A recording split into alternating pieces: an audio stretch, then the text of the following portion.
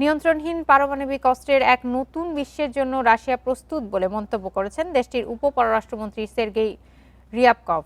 চলতি সপ্তাহেই শেষ হতে যাচ্ছে ওয়াশিংটন মস্কোর মধ্যকার নিউ স্টার্ট চুক্তির মেয়াদ। শেষ মুহূর্তে কোনো সমঝোতা না হলে কয়েক দশকের মধ্যে এই প্রথম বিশ্বের সবচেয়ে বড় দুই পারমাণবিক শক্তির দেশে এই অস্ত্রের কোনো নিয়ন্ত্রণ থাকবে না। যদিও রাশিয়ার প্রেসিডেন্ট ভ্লাদিমির পুতিন পরবর্তী করণীয় ঠিক করার জন্য সময় পেতে বর্তমান চুক্তির শর্তগুলো আরও 1 বছর বহাল রাখার প্রস্তাব দিয়েছেন।